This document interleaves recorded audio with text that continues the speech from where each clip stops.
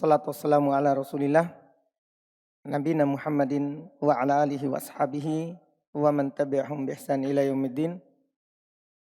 Amma ba'd, alhamdulillah kita kembali melanjutkan kajian kitab At-Tajwid Al-Muyassar. Kita masih di pembahasan terkait dengan tebal dan tipisnya yang disebutkan di pembahasan kita sebelumnya. Bismillahirrahmanirrahim. Alhamdulillah wassalatu wassalamu ala Rasulillah wa ala alihi wa man walahu wa ba'd. فآخر ما درسنا هو الكلام عن التفخيم والترقيق. عرفنا في درسنا السابق التفخيم وتعريفه ومراتبه، وأيضا عرفنا الترقيق وتعريفه، ثم أخذنا أن الحروف تقسم إلى أقسام. أخذنا القسم الأول منها وهي الحروف مفخمة مطلقا ومراتب التفخيم، ثم أخذنا الحروف المرققة مطلقا وأخذنا بعض التنبيهات في ذلك. واليوم إن شاء الله نشرع في القسم الثالث وهو الكلام على الحروف المرققة تارة والمفخمة أخرى، فهي حروف دائرة بين التفخيم والترقيق. Telah kita masuk dan mengambil di pelajaran yang telah lewat antara pembahasan yang dibaca tipis dan dibaca tebal. Kita telah mengambil jenis yang pertama, huruf yang selalu dibaca tebal. Huruf yang selalu dibaca tebal di setiap keadaannya. Dan kita sudah ambil tingkatannya, tingkat ketebalannya. Juga kita sudah ambil yang kedua, huruf yang selalu dibaca tipis. Huruf yang selalu dibaca tipis di pembahasan juga yang telah lewat. Adapun di hari ini kita akan masuk di pelajaran yang ketiga, yaitu berbicara tentang huruf yang kadang dibaca tebal dan kadang dibaca tipis. Qala muallifu الثالث الكلام على الحروف المرققة تارة والمفخمة أخرى.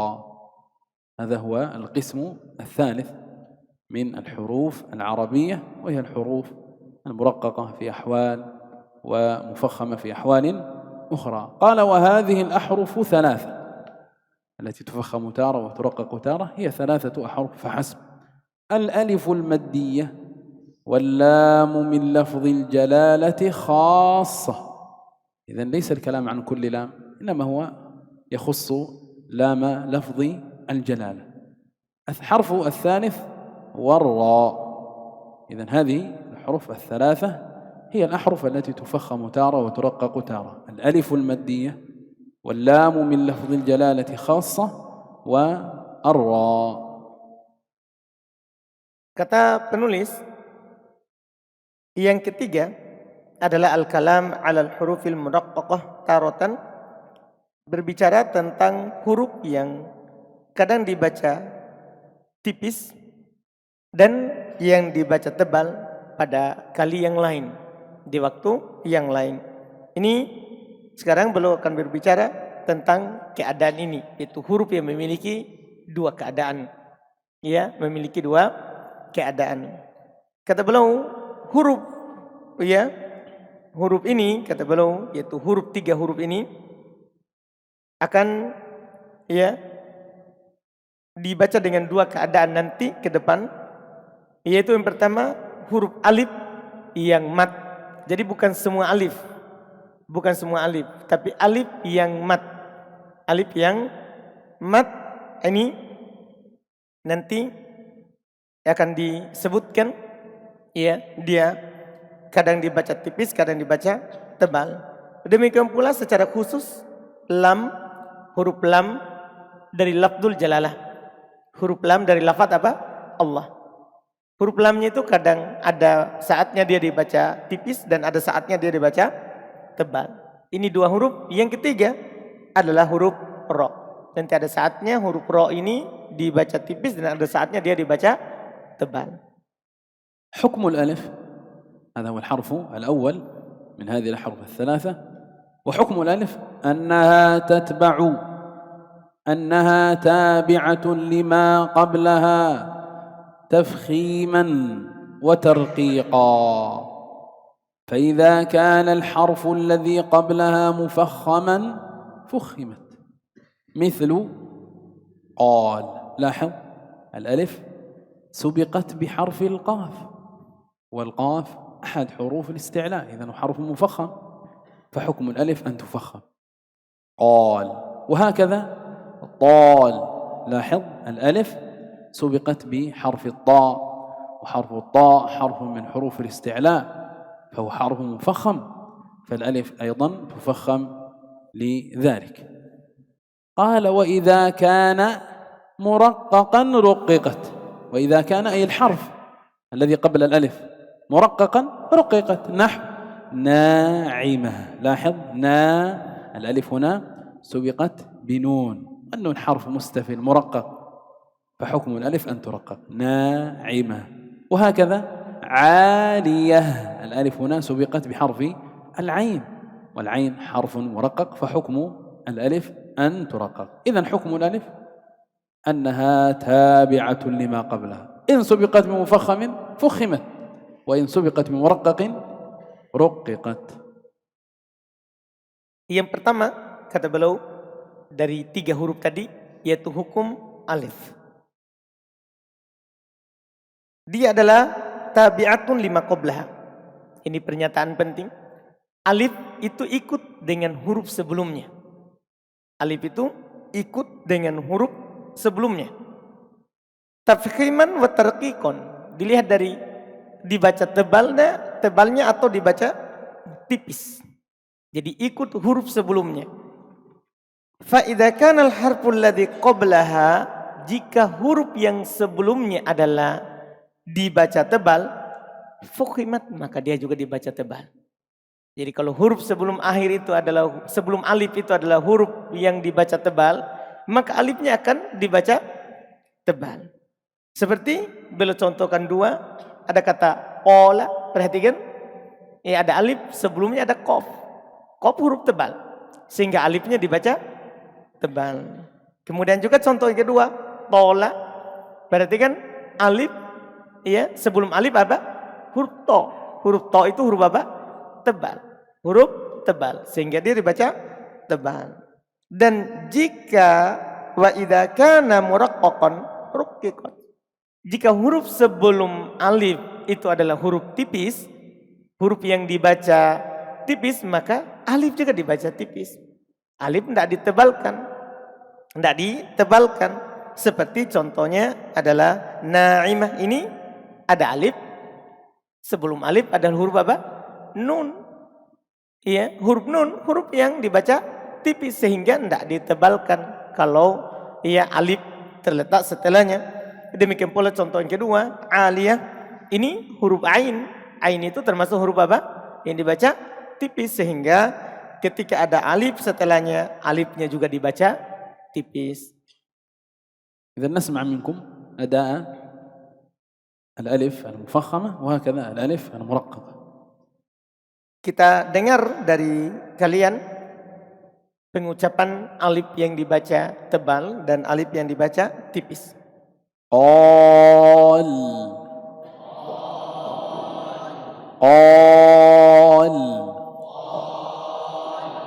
نبه طبعا أعلى مراتب التفخيم كما مر معنا. طال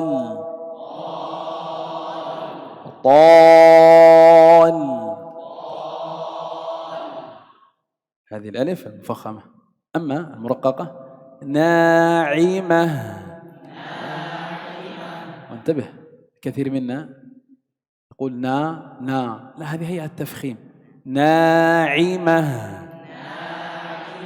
عالية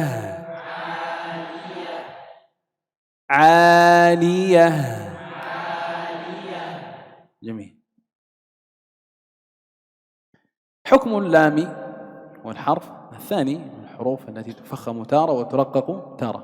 يقول تفخم اللام من لفظ الجلالة. إذا الكلام عن لام فقط في لفظ الجلالة كما مر معنا خاصة، ولا تغلظ ولا تفخم اللام في غير ذلك إلا عند بعض الرواة في بعض طرقه. فيقول هنا تفخم اللام من لفظ الجلالة الواقع بعد فتح. إذا لفظ الجلالة إن سبق بفتح فحكم اللام التغليظ التفخيم، نحو شهد الله، شهد الله، الله. إذا لاحظ أن لام لفظ الجلالة هنا سبقت بفتح فحكمها التغليظ التفخيم. أو ضم كذلك إن سبقت اللام لام لفظ الجلالة بضم فكذلك حكمها التفخيم. نصر الله، انتبه هذه فتحة ليست مرادها، ليست مرادها. ويقول أو ضم فيمثل بضم إذا جاء نصر الله، فعدل هذه الملاحظة. Kata beliau, sekarang hukum lam, yaitu yang kedua, huruf yang kedua yang kadang dibaca tipis, kadang dibaca tebal, adalah huruf lam. Lam ini dia dibaca tebal dari lafzul jalalah, dari lafaz Allah, itu jika terletak setelah fathah. Jika ada lafaz Allah, kemudian sebelumnya adalah fathah, maka dia dibaca tebal, lamnya. Dibaca tebal, lamnya. Seperti contoh, syahidallah. Ini lafaz Allahnya dibaca tebal. Ya. Ini tempat pertama. Jika ada lafzul jalalah terletak setelah fathah, maka dia dibaca tebal. Atau dom. Jika ada lafzul jalalah setelahnya ada lafaz, setelahnya dom, sebelumnya dhammah. Jadi ada sebelum lafzul jalalah itu ada dhammah. Ada dhammah, maka lafaz Allah itu dibaca tebal. Dan contoh penulis tentunya itu salah ya, kita ganti dengan yang di dhammah. Kita ganti dengan yang di dhammah. Di lafaz Nasrullah, bukan Nasro. Kita ganti dengan yang di dhammah karena kita mau mencontohkan ada dhammah kemudian setelahnya adalah lafzul jalalah. Diganti dengan ayat idza jaa nasrullah. قال وترقق أي اللام من لفظ الجلالة إذا وقع لفظ الجلالة بعد كسر، نحو بسم الله. لاحظ لام لفظ الجلالة سبقت بكسر فحكمها الترقيق، وهكذا بالله كذلك سبقت بكسر. قال الحافظ ابن الجزري في مقدمته وفخم اللام من اسم الله عن فتح أو ضم. إذن لام لفظ الجلالة إن سبقت بفتح أو ضم فحكمها التفخيم. ومتى ترقق؟ فيما عدا ذلك، وذلك إن سبقت بكسر. ثم مثل بمثال كعبد الله. Kata beliau berkata ya penulis dan dibaca tipis. Ya dibaca tipis lafaz Allah itu huruf lamnya dibaca tipis jika dia terletak setelah kasro. Jika lafzul jalalah terletak setelah kasro, maka dia dibaca tipis lamnya. Dibaca tipis lamnya seperti dicontohkan bismillah, billah. Ini ada lafzul jalalah setelah kasro, maka dia dibaca tipis. Ya, tidak dibaca tebal lamnya, tidak dibaca tebal lamnya. Berkata Imam Al-Hafidz Ibnul Jazari rahimahullah dalam muqaddimahnya, wa fakhimil lam min asmillah. Tebalkanlah lam dari nama Allah. Tebalkanlah lam dari nama Allah. An fathin jika terletak setelah fathah, au dhammin atau setelah dhammah. Artinya selain itu berarti tipis. Selain itu berarti dibaca tipis. Seperti beliau contohkan ke Abdullah ini yang dibaca tebal. نسمع منكم أداء اللام المغلظة من لفظ الجلالة وكذا المرققة. وننتبه عندنا ملاحظات على ذلك. Kita dengarkan dari kalian cara mengucapkan lafaz Allah ini ketika tebal dan ketika tipis. Syahidallah. جميل جميل. إذن لاحظ أنك مهما مددت فيستمر التفخيم، يستمر التفخيم مع المد، لأن الألف التي نسمعها في لفظ الجلالة قد مر معنا حكمها أنها تابعة لما قبلها فهي مفخمة، فلا ترقق آخر الألف. وانتبه أخيرا للهاء، فهي حرف مرقق كما مر معنا في الدرس السابق. فمن الخطأ أن تقول الله، هنا الألف أولها مفخم وآخرها مرقق، هذا غير صحيح. أو تفخم الهاء الله، هذا كذلك تفخيم للهاء. Kata beliau tadi dicontohkan ucapan syahidallah, ya. Perhatikan antum mengucapkan alifnya. Jadi alif itu harus hati-hati dibilang dia ketika dibaca tebal di awal maka dia sampai akhir, sampai selesai alif akhirnya. Karena alif kan sudah lewat bersama kita. Dia bisa dibaca tebal, bisa dibaca tipis. Ya, sini dibaca tebal. Maka harus tebal sampai akhir. Terus perhatikan di haknya. Haknya jangan ikut tebal. Ya, haknya jangan ikut tebal karena dia adalah tipis setelahnya. إذا نعيد مرة أخرى على وجه الصواب. شهد الله،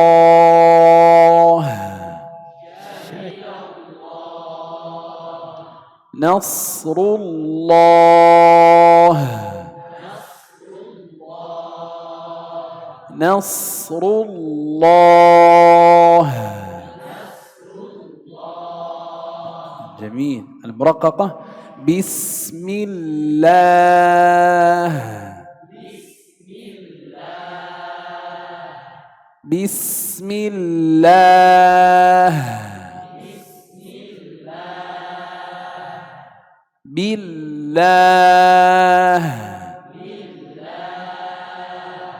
ننتبه لأنه كثيرا ما نسمع إيش التفخيم في لام لفظ الجلالة وحقها الترقيق في مثل هذا. أعوذ بالله، لا هذا إيش تفخيم وحقه الترقيق. بسم الله هكذا، بالله.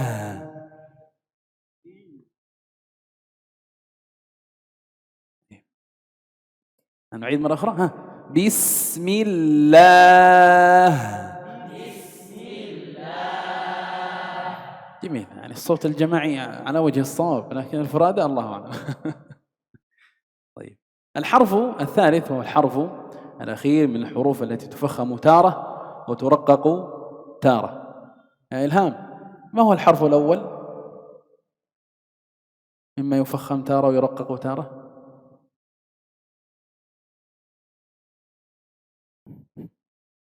الألف. ما يحتاج إلى أن تتردد. الألف، أخذنا اللام. الحرف الثالث هو الراء. يقول حكم الراء: للراء أحكام في حال الوصل تختلف عنها في حال الوقف عليها. إذن الراء هي من الحروف التي تفخم تارة وترقق تارة، لكن بقي دقيقة من الدقائق التي تختص بها الراء، أن حكمها في الوصل أحيانا يختلف عن حكمها في الوقف. أن الراء حكمها في الوصل أحيانا يختلف عن حكمها في الوقف. فلذا سنأخذ الآن أحكام الراءات على قسمين: راء موصولة أي حال الوصل، ثم سيأتي معنا الراء الموقوف عليها، لأن حكم الراء كما قلنا في الوصل قد يختلف عن حكمها في الوقف. وهذا هو الترتيب في هذا الكتاب الذي بين أيدينا، التجويد الميسر. فسنقرأ إن شاء الله ثم نقرأ ترتيبا غيره. Kita ambil lagi huruf yang ketiga, kata beliau, setelah tadi kita praktek dan selesai dari huruf pertama dan huruf kedua. Sekarang huruf ketiga, yaitu hukum seputar ro. Jadi ro ini termasuk huruf yang kadang dibaca tipis, kadang dibaca tebal. Untuk ro, ahkam dia memiliki hukum-hukum. Dia memiliki hukum-hukum. Ketika dalam keadaan dibaca sambung itu berbeda, ya, ketika dalam keadaan dibaca waqaf atasnya. Ketika kita baca bersambung, ada perbedaan dengan hukum ro yang ketika kita baca apa? Waqaf, kita berhenti di atasnya.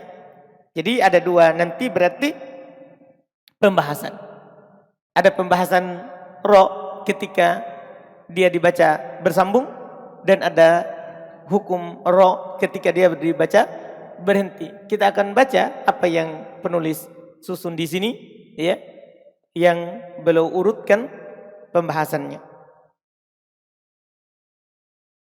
واحد إذا كانت موصولة، سنأخذ القسم الأول أو الحالة الأولى وهي الراء، حكمها حال وصلها، فإنها ترقق في حالتين.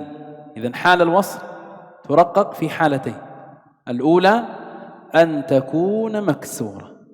إذن حكم الراء المكسورة وصلا الترقيق، سواء أكان الكسر أصليا مثل رجال. الكسرة في الراء في كلمة رجال كسر أصلي، كسر أصلي لازم. وهكذا والغارمين والفجر وليال حال الوصل.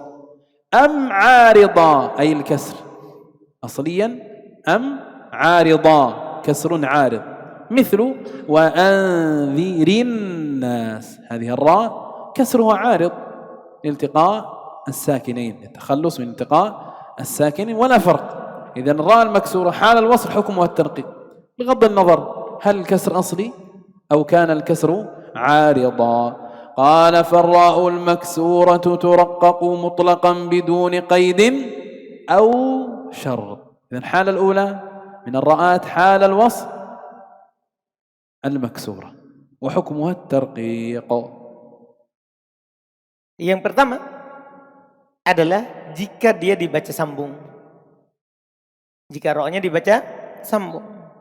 Kata beliau, dia yaitu ro dibaca tipis dalam dua keadaan. Ketika dia dibaca sambung. Ketika dia dibaca sambung, maka ro-nya dibaca tipis pada dua keadaan. Al-ula, keadaan yang pertama, antakuna maksuratan, ro-nya itu di kasro. Ketika ro-nya berkasro dan dia dibaca sambung, maka dia dibaca tipis. Sama saja, apakah kasronya asli memang sudah ada dalam kata itu, huruf itu namanya kasronya asli. Ya, seperti rijal, lihat ro-nya di harokat ro-nya di kata rijal di kasro, itu sak kasro asli. Demikian pula wal qarimin, rimin, ri itu kasronya apa? Asli. Wal fajri, ini ro-nya kasronya apa? Asli. Dibaca sambung dengan setelahnya. Am arid, am arido, atau kasronya arid, muncul karena sebab. Asalnya tidak kasro, tapi ada di kasro karena ada sebab. Nah ini juga sama, dia dibaca tipis seperti wa andirin nas. Ini kata asalnya ro-nya tidak berharokat, andir. Ro-nya tidak berharokat. Kemudian dikasih harokat kasro karena ketemu dua sukun. Karena ketemu dua sukun. Berarti ini sukunnya arid. Maka sama saja ro itu ketika dia di kasro. Ketika dia di kasro dan dibaca sambung, apakah kasronya asli atau kasronya muncul karena ada sebab, maka dia dibaca tipis mutlaqo. Dia dibaca tipis secara mutlak. Tanpa koid, tanpa syarat.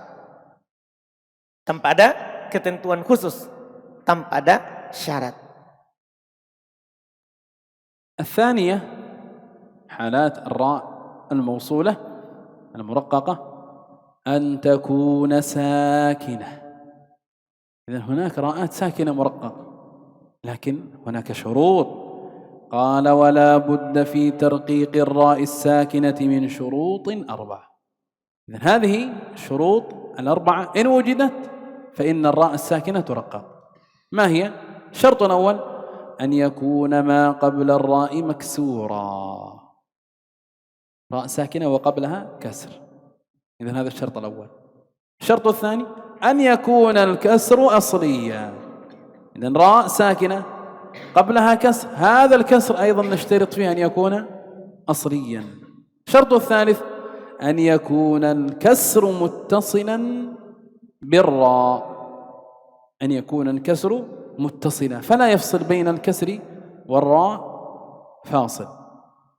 الرابع ألا يقع بعد الراء حرف استعلاء مفتوح في كلمة واحدة. إذن الشرط الرابع ألا يقع بعد الراء أحد حروف خص ضغط قض، وكذلك مفتوح، يعني ما هو أي حرف استعلاء، يشترط أن يكون مفتوحا، لأنه إن وقع حرف استعلاء مفتوح خرج هذه الكلمة عن حكم الترقيق أيضا في كلمة واحدة.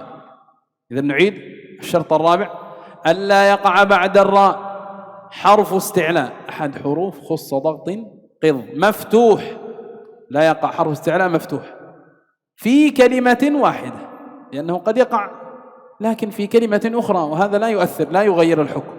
نحن نتحدث عن حرف استعلاء مفتوح في نفس الكلمة، في نفس الكلمة. قال بعد ذلك فإذا استوفت الراء الساكنة هذه الشروط الأربعة مجتمعة، لا بد أن تكون كلها موجودة، وجب ترقيقها نحو شرعة. لاحظ هذه راء ساكنة، جميل، قبلها كسر، جميل، هذا الشرط الأول. أصلي، الشين كسرها أصلي ليس كسرا عارضا، هذا الشرط الثاني موجود. الشرط الثالث متصل بالراء، لا يوجد فاصل بين كسرة الشين والراء، إذا الشرط الثالث موجود. الشرط الرابع لاحظ ماذا بعد الراء الساكنة؟ عين، إذا حرف استفهام، لم يقع بعد الراء حرف استعلاء، إذا حكم الراء هذه أن ترقق فنقول شرعة. وهكذا الفردوس، لاحظ راء ساكنة قبلها كسر أصلي متصل ولم يقع بعد الراء حرف استعلاء، فالدال حرف مستفل. Kemudian kata beliau yang kedua dari hukum ro ini yang dibaca tipis ketika dia disambung, yaitu dia sukun, ro-nya sukun. Ro-nya tidak punya harokat, dia sukun. Tapi beliau katakan wala budda fit tarqiqir ro sakinah min syurut arba'ah. Nah, kalau ini ada syaratnya. Harus dalam baca tipis ro yang sukun ini 4 syarat terpenuhi. Jadi ketika ro sukun dia dibaca tipis tapi dengan 4 syarat, dan 4 ini harus semua terpenuhi. Syarat pertama ayakuna ma qabla ar-ra'i maksura. Huruf sebelum ro itu harus dikasro.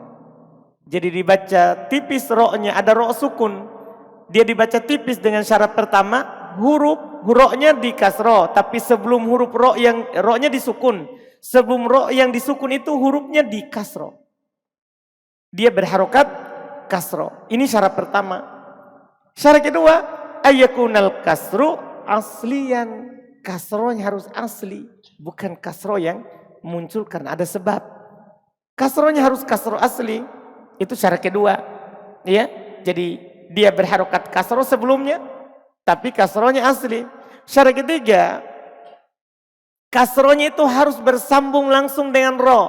Artinya tidak ada pemisah antara ro sukun dengan huruf yang di kasro itu. Bersambung langsung dengan ro. Setelah huruf yang berkasro itu langsung ada siapa? Ro sukun. Ini syarat ketiga. Syarat keempat, alla yaqa'a ba'da ar-ra'i harfu isti'la maftuh. Tidak terletak setelah ro-nya itu, huruf setelah ro. Huruf setelah ro-nya itu bukan huruf isti'la yang berfathah, bukan huruf isti'la, yaitu bukan huruf khusodoktin, bukan huruf kho, bukan huruf sod, bukan huruf dot, bukan huruf goin, bukan huruf to, bukan huruf qaf, bukan huruf do. Setelah huruf ro sukun. Setelah huruf ro sukun itu bukan salah satu dari huruf apa? Isti'la. Semuanya huruf istifal. Selain huruf isti'la. Setelahnya dalam satu kata. Ini penting juga kata beliau. Karena kalau beda kata tidak berpengaruh. Kalau beda kata tidak berpengaruh. Ya, harus ini huruf isti'lanya dalam satu kata itu yang berpengaruh. Ya, kalau beda kata maka ini tidak ada pengaruhnya. Kemudian kata beliau faidah taufatil ro ar-ro as-sakinah hadis syurut.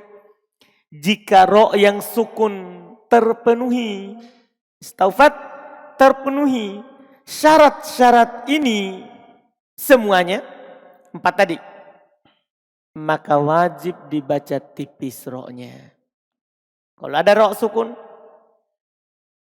sebelumnya di kasro, kasronya asli bersambung langsung dan setelahnya bukan huruf isti'la yang di fathah, maka wajib dibaca tipis ro-nya.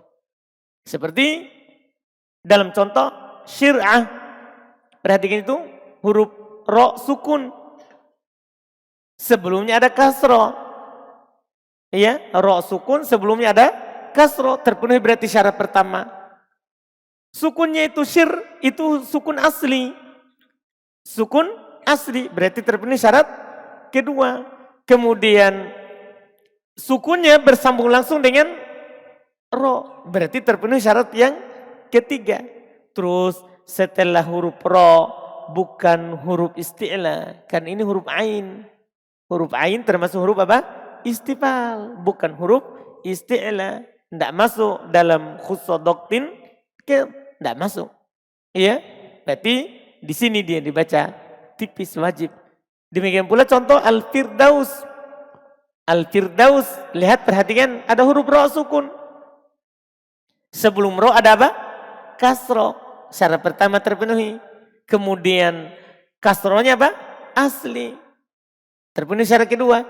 Kemudian kasronya bersambung langsung dengan ro. Berarti terpenuhi syarat ketiga. Syarat keempatnya setelah huruf ro sukun itu bukan huruf isti'la. Karena huruf dal termasuk huruf apa? Istifal. Tidak masuk dalam huruf apa? Isti'la. Tidak masuk dalam huruf isti'la. Maka di sini ro-nya wajib dibaca tipis. قال وتفخم الراء في غير هاتين الحالتين. إذن الراء الموصولة ترقق في حالتين وتفخم فيما سوى ذلك. ننظر كم عدد الحالات التي تفخم فيها الراءات على ما ذكر ذلك المؤلف. قال فتفخم إذا لم تكن مكسورة بأن كانت مفتوحة. هذه الأولى. الراء المفتوحة حكمها التفخيم نحو ربنا. لاحظ را ربنا. أو مضمومة مثل رسل. هذه الثانية تكون الراء مضمومة. رسل حكمها التفخيم لأنها مضمومة. Kemudian kata beliau ditebalkan ro-nya pada selain 2 keadaan tadi. Jadi antum hafal 2 keadaan tadi, itu wajib dibaca, itu yang dibaca tipis. Selain itu maka dibaca tebal. Selain itu maka dibaca tebal ro-nya. Kita lihat apa yang disebutkan oleh penulis, berapa bentuknya selain yang 2 tadi. Kata beliau dibaca tebal, yaitu ro-nya jika tidak di kasroh. Dibaca tebal ro-nya jika tidak di kasroh. Yaitu maksudnya tidak di kasroh. 1, jika dia di fathah. Dia di fathah maka dibaca apa? Tebal. Seperti Rabbana. Ini ro-nya di fathah. Maka dibaca tebal. Atau di dhammah. Ini kedua. Ini tempat kedua dibaca tebal. Ketika ro-nya berharokat apa? Dhammah. Dibaca tebal. Seperti rusul. Seperti rusul. Ini ro-nya dibaca tebal karena dia di dhammah. وتفخم كذلك إذا كانت ساكنة ولم تستوف شروط الترقيق المتقدمة. مر معنا شروط 4، فإن لم تتحصل هذه الشروط أو بعضها فإن حكمها التفخيم بأن سكنت بعد فتح. إذن هذه الثالثة من حالات التفخيم، ساكنة وقبلها إيش؟ فتح. برق، لاحظ راء ساكنة وقبلها فتح فحكمها التفخيم، هذه الثالثة. أو بعد ضم، سكنت بعد ضم، نحو القرآن، لاحظ راء ساكنة وقبلها ضم، حكمها أيضا التفخيم. إذن هذه الرابعة من حالات التفخيم. Kemudian kata beliau, dan dibaca tebal juga seperti itu jika dia sukun. Jika dia sukun dan tidak terpenuhi syarat-syarat yang dibaca tebal yang lewat. Yang lewat kan ada juga dia ro-nya sukun. Cuman dia dibaca tebal dengan syarat yang telah lewat. Ada 4 syarat kan sebelumnya. Kalau tidak terpenuhi 4 syarat itu, maka dia dibaca tebal. Dibaca tebal.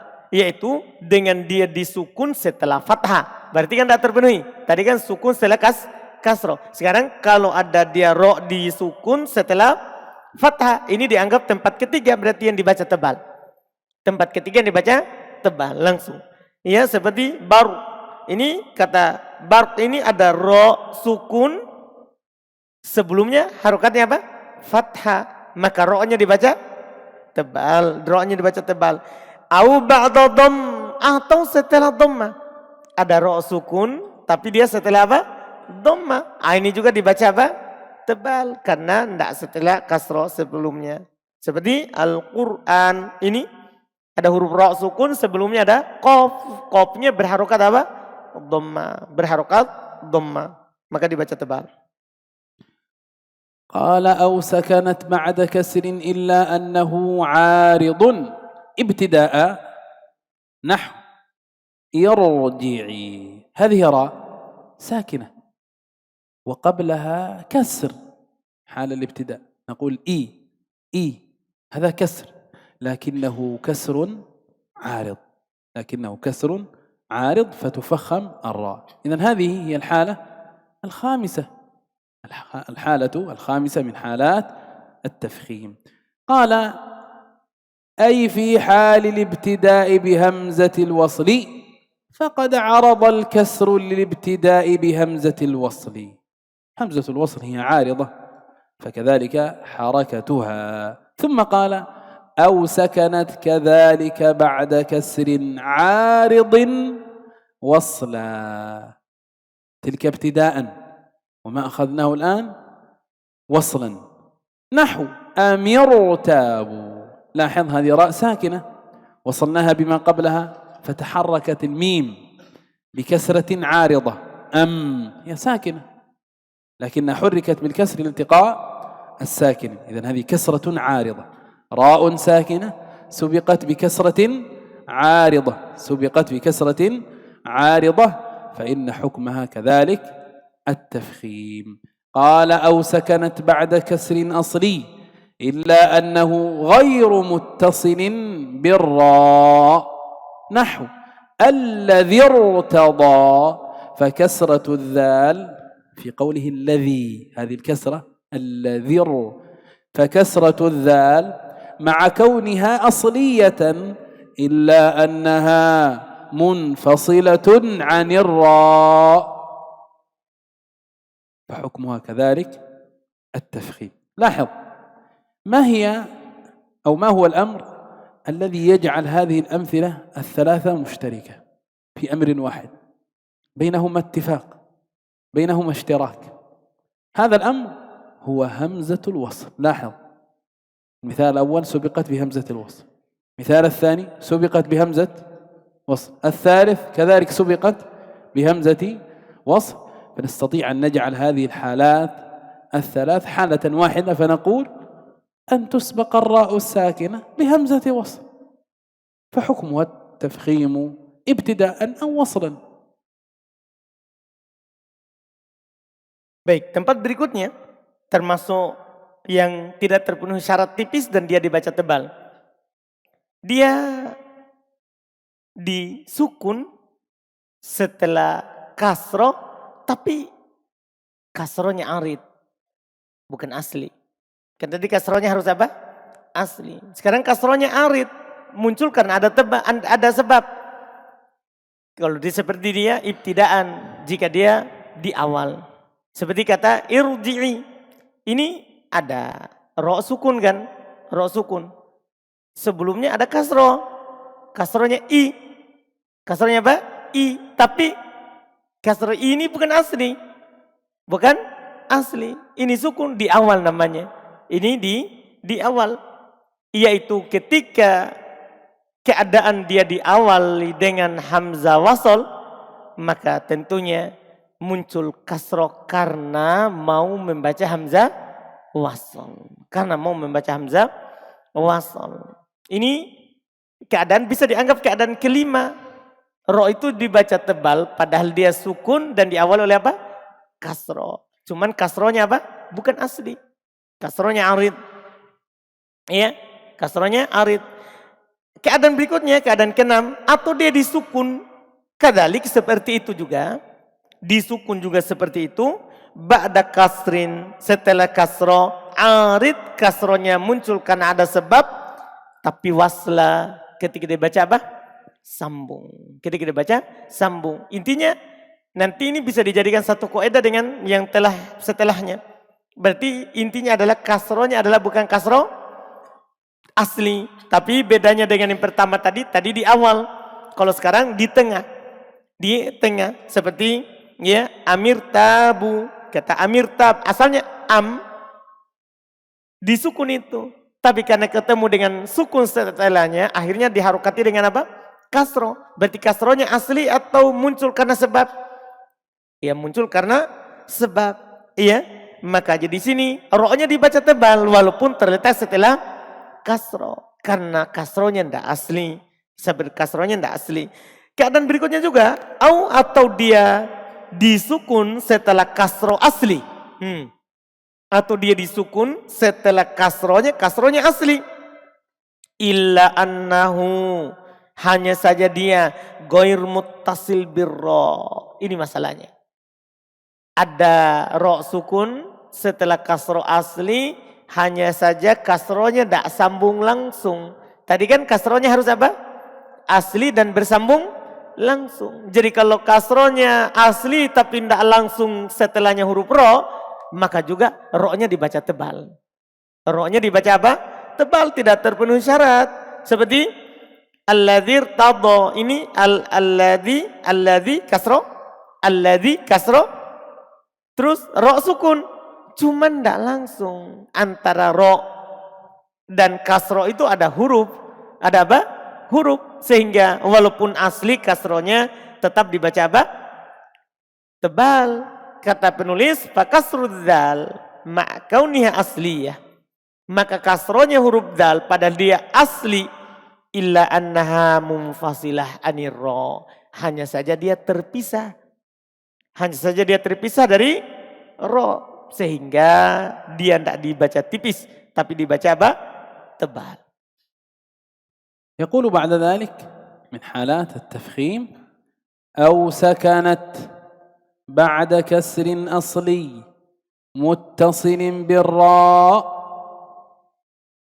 كسر أصلي متصل بالراء، هذان شرطان مرا معنا في حالات الترقيق، لكن انتبه هي 4 شروط لم ترد كلها هنا، إنما ورد شرطان. قال إلا أن الراء وقع بعدها حرف استعلاء مفتوح متصل بها في كلمة واحدة. إذن اختل الشرطان، فلذا فخمت الراء. ما الشرطان اللذان اختلا؟ الشرط الأول وقع بعدها حرف استعلاء مفتوح، الشرط الثاني في كلمة واحدة، فلذا فخمت الراء. قال وقد وقع ذلك في 5 كلمات في القرآن الكريم. إذن هذه الحالة تحفظ حفظا، مواضعها ما في قياس، لا نقيس عليها، هي 5 كلمات لا سادس لها. لاحظ الكلمة الأولى قرطاس، هذه راء ساكنة قبلها كسر، وهذا من أسباب الترقيق لأنه كسر أصلي متصل بالكلمة بالراء، لكن وقع بعد الراء حرف استعلاء مفتوح في نفس الكلمة ففخمت الراء. نقول قرطاس بلا خلاف بين القراء. وهكذا وإرصادا فرقه. انتبه، كلمة فرقه هذه ليست ككلمة أخرى ستأتي معنا فرق، تلك كلمة أخرى لها حكم آخر. هذه فرقه تحفظ حفظا. مرصادا لا بالمرصاد، فتفخم الراء الساكنة في كل ذلك، في كل أي في هذه الخمس كلمات. لماذا؟ لعدم استيفائها شروط الترقيق. ما هي شروط الترقيق التي مرت معنا؟ هي 4 شروط: أن تكون الراء ساكنة، قبلها كسر أصلي متصل بالراء، بعدها حرف، أن لا يرد بعدها حرف استعلاء مفتوح، وهذه ورد بعد حرف استعلاء. وكذلك أن لا يكون حرف الاستعلاء في نفس الكلمة، هذه الكلمات حرف الاستعلاء ورد بعدها في نفس الكلمة، فلذا فخمت. وهذه الحالة هي الحالة السادسة من حالات التفخيم. Kemudian kata beliau, lanjutannya, atau dia sukun setelah kasro asli bersambung langsung dengan ro, hanya saja ro sukun itu setelahnya ada huruf isti'la yang di fathah dan bersambung langsung dengannya dalam satu kata. Ini masalahnya. Terpenuhi syarat sebelumnya. 2 syarat sebelumnya terpenuhi. Ro sukun sebelumnya kasro. Sebelumnya kasro. Kasronya asli. Terpenuhi 2 syarat. Tapi 2 syarat berikutnya tidak terpenuhi. Syarat berikutnya tidak terpenuhi. Yaitu setelahnya malah ada huruf apa? Isti'la dalam satu kata. Dalam satu kata. Maka ini dibaca tebal walaupun terpenuhi syarat. Cuman kata beliau, telah terjadi dalam hal ini fi khams kalimatin fil Qur'anil Karim, hanya pada 5 kata dalam Al-Qur'an. Ini dihafal. Tidak boleh dikiaskan, tidak ada kata lain. Yang terjadi seperti ini, ada huruf ro sukun, sebelumnya kasro asli, terus setelahnya ada huruf apa? Isti'la. Ini ada 5 kata dalam Al-Qur'an, dihafal, tidak boleh dikiaskan yang lain. Ini dihafal, tidak boleh dikiaskan yang lain. Yaitu kalimat apa? Kirtos. Perhatikan kirtos. Kata kirtos ini. Ro sukun sebelumnya apa? Kasro asli. Tapi masalahnya setelah ro sukun itu ada huruf apa? To, huruf isti'la. Maka ro-nya dibaca, ya, tidak dibaca tebal, tidak dibaca tipis. Tapi dia dibaca apa? Tebal. Demikian pula wa irsod dan ro-nya dibaca tebal. Kenapa? Padahal sebelumnya kasronya apa? Asli bersambung langsung dengannya. Cuma tidak terpenuhi syarat apa? Setelahnya adalah huruf isti'la sehingga dia dibaca tebal. Ini kalimat kedua. Kata ketiga, firqah. Ini kata firqah. Ini ro-nya dibaca tebal. Padahal dia terletak setelah kasro. Kasronya asli bersambung langsung dengannya. Hanya setelahnya apa?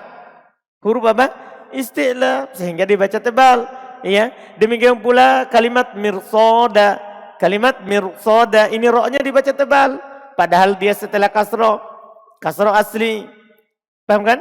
Langsung dengannya. Cuman setelah ro sukun ada huruf apa? Isti'la sehingga dia dibaca tebal. Mirsoda. Demikian pula labil mirsod sama dengan tadi, ya. Maka kata beliau dibaca tebal ro sukunnya pada semua ini. Dibaca tebal ro sukunnya pada semua ini.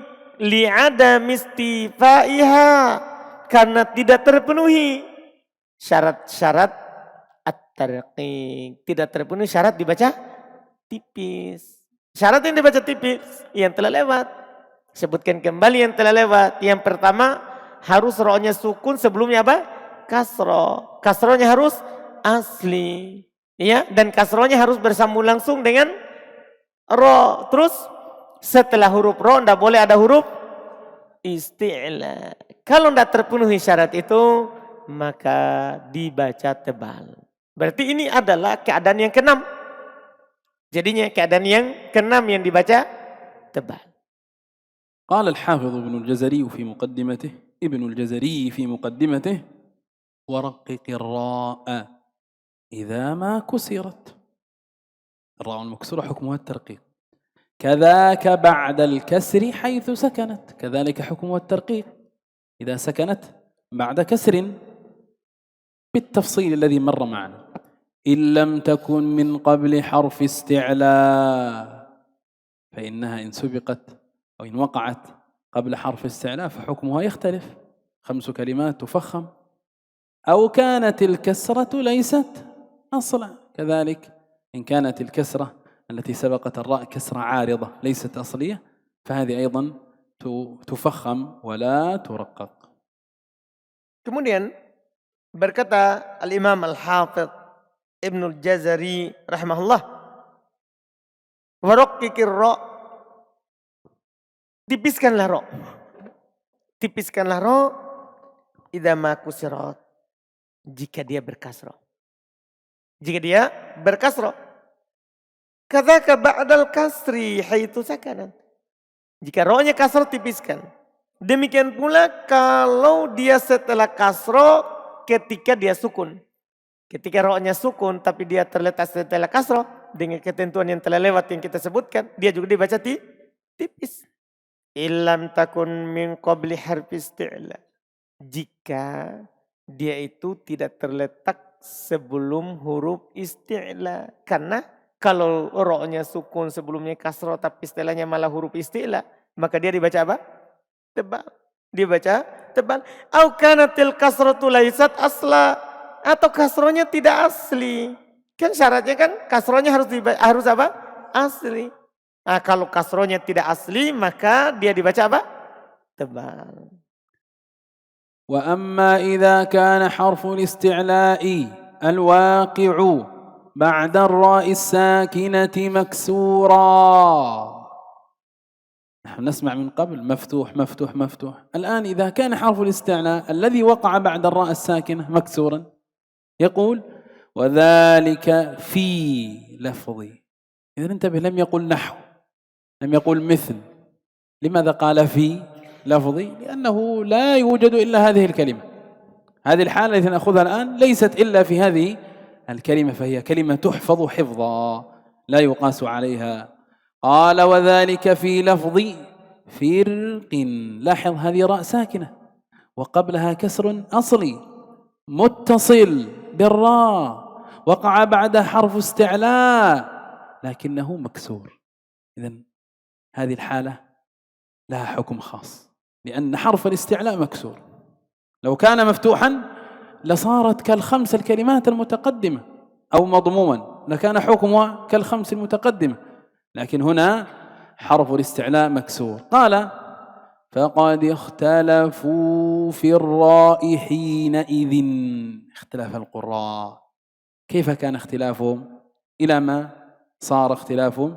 فمنهم من فخمها فرق، هذا تفخيم. لماذا فخمها؟ قال نظرا لوجود حرف الاستعلاء. إذن لماذا فخمت الراء؟ لأن الراء وقع بعدها حرف استعلاء، مثل كلمة قرطاس. لماذا فخمنا الراء؟ لوجود حرف الاستعلاء. إذن كلمة فرق نفخم الراء أيضا لوجود حرف الاستعلاء. هذا القول الأول. ثم قال ومنهم، القول الثاني في هذه الكلمة، من رققها، رقق الراء فقال فرق. فرق، لاحظ النطق الأول فرق، تمام، فرق، هذا النطق الثاني. لماذا رققت؟ قال نظرا لكسره. لكسر هذا الضمير عائد لإيش؟ لحرف الاستعلاء، لانكسار حرف الاستعلاء وهو القاف، فالكسر قد أضعف تفخيمها. إذا الكسر في القاف جعلها ضعيفة. كيف ذلك؟ مر معنا في مراتب التفخيم أن حرف الاستعلاء إذا كسر يكون في أدنى إيش؟ في أدنى مراتب التفخيم. إذا الكسر يضعف التفخيم، يضعف التفخيم. فلما ضعفت القاف جعلت كالمستفلة نحو فرعون. فرق جعلت ككلمة شرعة. جعلت القاف المكسورة كالحرف المستفل فرققت الراء. ثم قال بعد أن ذكر الخلاف: والترقيق مقدم في الأداء مع جواز التفخيم. الترقيق هو الوجه الأحسن، هو الوجه الأفضل، المقدم المختار في الأداء أن تقرأ بالترقيق: فكان كل فرق كالطود، هكذا، هذا هو المقدم مع جواز التفخيم. إذن عرفنا أن كلمة فرق، خلاصة أن كلمة فرق فيها وجهان، ما هما؟ الترقيق وهو المقدم، والتفخيم وهو جائز وارد صحيح. Kemudian kata beliau, adapun jika huruf isti'la yang terletak setelah ro itu sukun tapi kasro. Kan tadi kan dia akan dibaca tebal. Kalau setelah huruf ro sukun itu ada huruf apa? Isti'la tapi di fathah. Adapun kalau dia di kasro. Dia di kasro huruf isti'lanya. Demikian itu pada lafaz firq. Perhatikan ini katanya pada lafaz, artinya dihafal hanya pada kata ini, tidak ada pada kata lain. Dia tidak katakan seperti contohnya, tidak. Tapi langsung dikatakan pada lafaz. Ini menunjukkan hanya pada lafaz ini, tidak ada pada kata lain. Ini kata pada kata firq telah berselisih terkait dengan ro-nya ketika itu, yaitu kalau ada ro sukun setelah kasro tapi setelahnya huruf isti'la cuman tidak di fathah. Mereka berselisih dalam membacanya. Di antara mereka ada yang membacanya tebal. Faminhum man fakham. Di antara mereka ada yang baca tebal. Kenapa? Apa alasannya? Nadron di wujudi harf isti'la. Melihat adanya huruf apa? Isti'la. Kan tadi sudah lewat kan, kalau ada huruf isti'la setelah ro maka dibaca apa? Tebal. Melihat huruf isti'la tanpa melihat harokatnya. Melihat adanya huruf isti'la maka dia baca apa? Tebal. Wa minhum man daqqaqaha. Tapi di antara juga mereka ada yang membacanya tipis. Apa alasannya? Nadron likasrihi. Karena melihat kasronya. Bukan melihat hurufnya tapi melihat apa? Harokatnya. Dia tidak di fathah. Sudah lewat bersama kita kan. Dia dibaca tebal. Ro-nya sukun kalau setelah kasro dengan syarat setelahnya ada huruf isti'la dibaca diharokati dengan fathah. Jadi sekarang dia baca tipis karena setelah ro sukun ada huruf isti'la dan dibaca apa? Dan diharokatnya bukan fathah, malah kasro di sini contoh ini. Maka fal kasr qad ad'af tafkhimuha. Maka kasro itu telah lemah tebalnya. Sudah lewatkan bersama kita tingkatan ketebalan. Tingkatan apa? Ketebalan. Bahwa paling lemah dari tebal itu adalah ketika dia berharokat apa? Kasro. Ketika dia berharokat kasro. Maka terus setelah itu beliau berkata, wa tarqiq muqaddam fil ada. Bersamaan dengan dua kan tadi. Ada yang baca tebal, ada yang baca tipis. Tapi dibaca tipis itu lebih didahulukan ketika membaca Al-Quran. Ketika membaca Al-Quran, lebih didahulukan dibaca tipis daripada dibaca apa? Tebal. Padahal boleh juga. Boleh baca tebal, boleh dibaca tipis. Tapi ketika melafadzkan membaca Al-Quran, maka lebih diutamakan baca tipis. أخيرا فيما يتعلق الراء حال الوصل قال: وإذا كان حرف الاستعلاء الواقع بعد الراء الساكنة منفصلا عن الراء.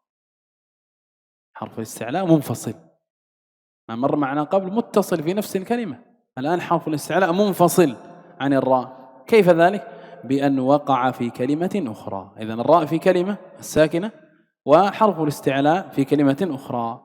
قال: وذلك في ولا تصعر خدك. لاحظ الراء ساكنة قبلها كسر أصلي، لكن وقع بعد حرف الاستعلاء منفصل أي في كلمة أخرى.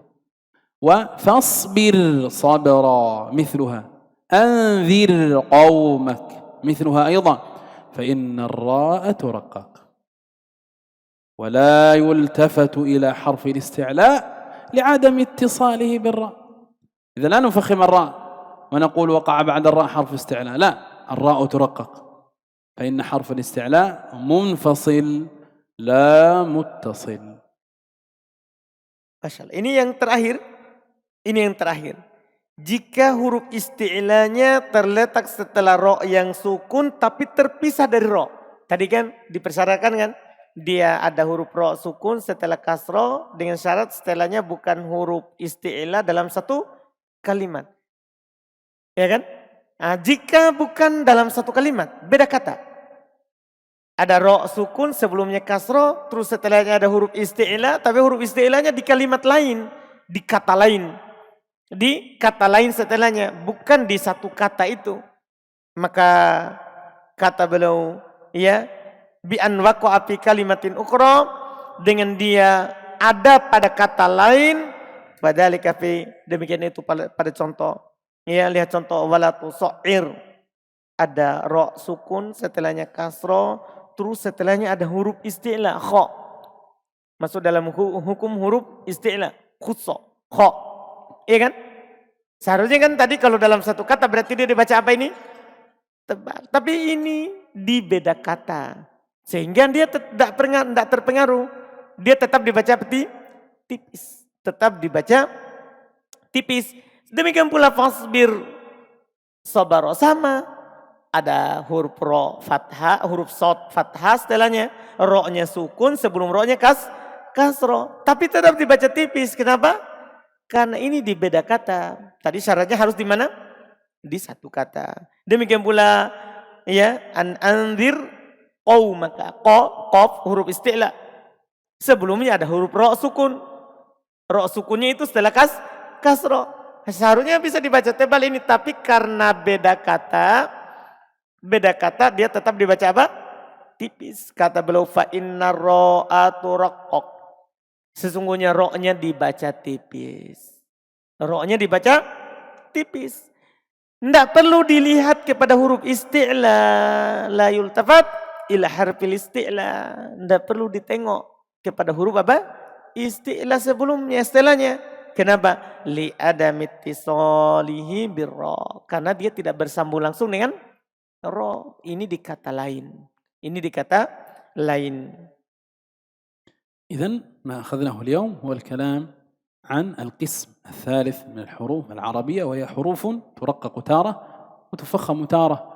أخذنا الحرف الأول وهو حرف الألف، وعرفنا أن حكمه بحسب ما قبله، فإن سبق بمفخم فخم، وإن سبق بمرقق رقق. ثم أخذنا اللام من لفظ الجلالة، فهي تفخم وترقق. تفخم إن سبقت بضم أو فتح، وترقق إن سبقت بكسر. ثم أخذنا الراء وذكرنا أن للراء حالتان، حالة وصل وحالة وقف. أخذنا حالة الوصل وذكرنا أنها ترقق في حالتين، أن تكون الراء مكسورة أو ساكنة بعد كسر بشروط 4، وتفخم فيما سوى ذلك.